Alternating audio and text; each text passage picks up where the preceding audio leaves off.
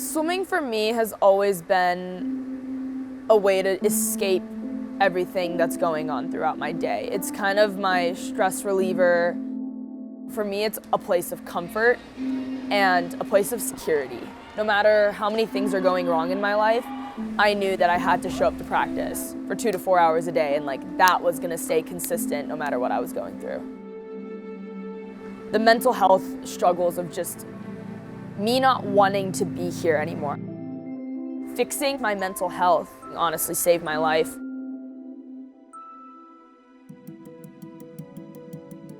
My dad was a college swimmer. He swam at the University of Wisconsin. After I was born, being raised in Vegas, there were a lot of pools around us. I was put in lessons, and from there I just loved the water. He was everything. I couldn't have picked a better person to guide my career. Just with him being a swimmer and understanding the pressures that come with that, but also understanding swimming isn't everything. And so he created this really healthy balance between sport and life for me that I was able to take with me. In April of 2017, my dad was diagnosed with esophageal cancer. It was a lot of hospitals, a lot of ICUs. By June, we knew he didn't have that much time left, so it was a lot of just hopelessness. By July 2017, my dad had passed away.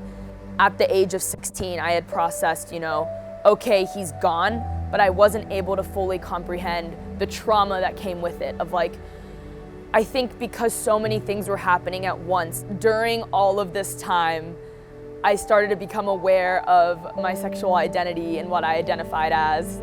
With me trying to figure out my sexuality, my cup was filled so full with day-to-day traumas and just day-to-day hardships. So while I'm going through all this stuff with my dad and trying to figure out my sexuality and trying to be there for my sister and my mom, while maintaining my swim career because I became, a potential athlete to represent the national team.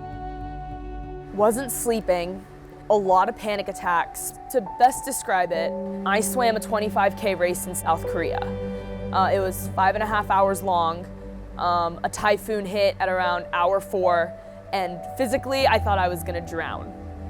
To put that into perspective, that felt like nothing compared to a panic attack you have before practice, or the urge to not want to get out of bed when you were depressed, or the anxiety that just sat in my stomach and my chest all the time for 6 months straight.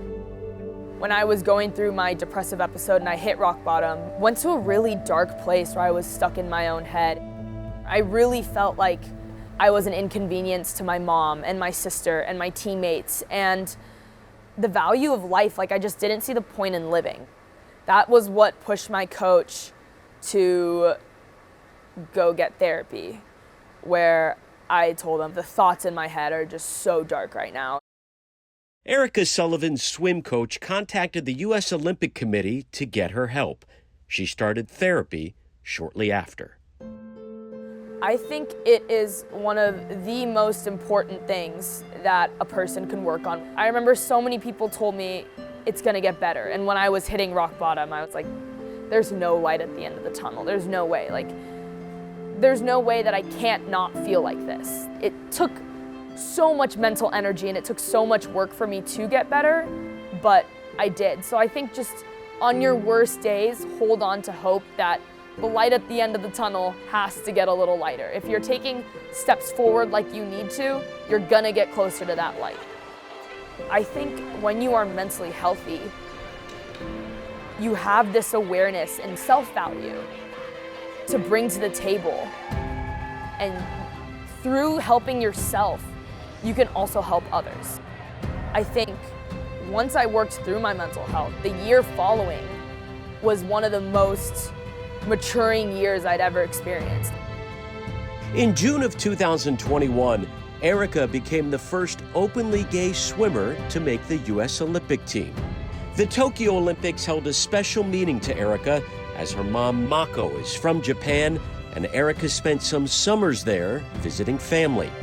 Back again, this time for the Olympics, Erica swam in the 1,500-meter freestyle, where she won silver behind U.S. teammate Katie Ledecky. They play the national anthem, and being able to stand up there because I'm representing people at home who I want to represent, the queer community, the Asian American community, a bunch of little girls out there who want to change the world. And at that moment, I couldn't help but think, like, this is the best moment of my life.